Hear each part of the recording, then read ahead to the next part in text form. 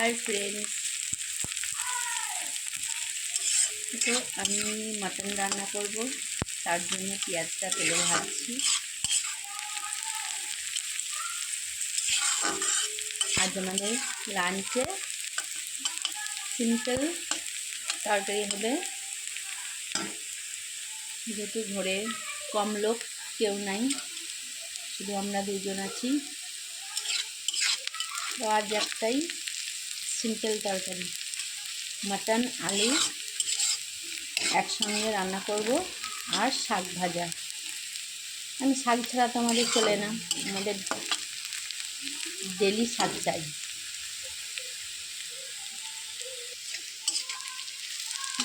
পেঁয়াজটা ভাজা হয়ে গিয়েছে, এবার আমি মশলাগুলো দিয়ে দেব।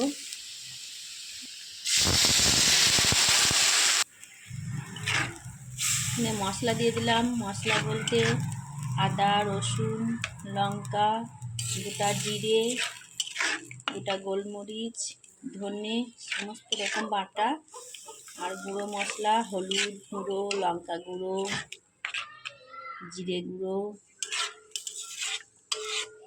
দিয়ে মশলাটা এবার ভালো করে কষে নেব।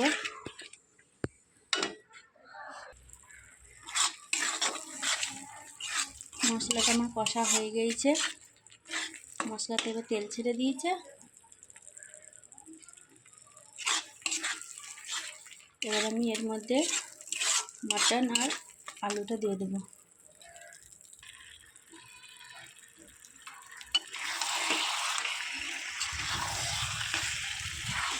মাটন আর আলু দিয়ে দিয়েছি। এবার এটাকে ভালো করে কষে নেব। এখন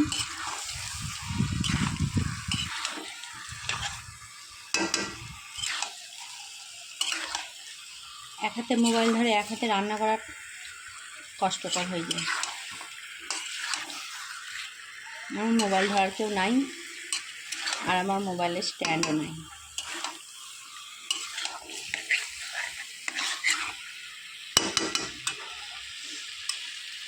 এটা এখন কষবো, 10-15 মিনিট কষা নেব। তারপরে এর মধ্যে অল্প পরিমাণে পানি দেব।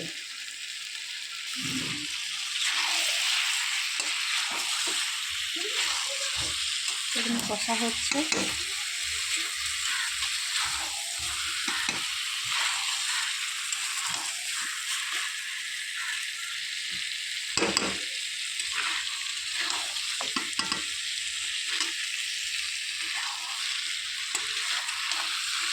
আলুগুলো আমি প্রথমে তেলে ভেজে নিয়েছিলাম, তারপরে মাটনের মধ্যে দিয়েছি।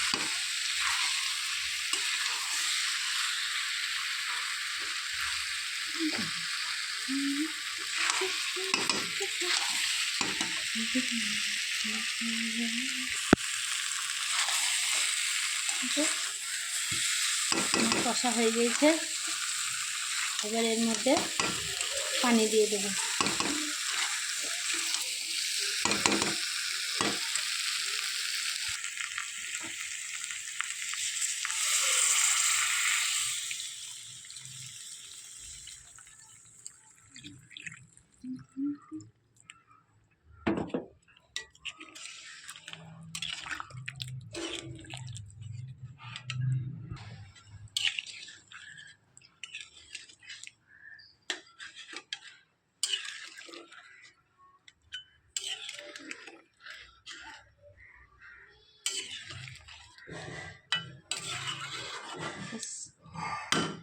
পানি দিয়ে দিয়েছি,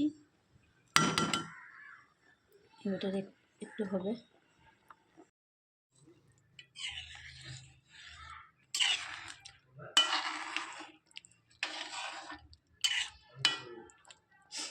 আর একটু হবে, তাহলে হয়ে যাবে।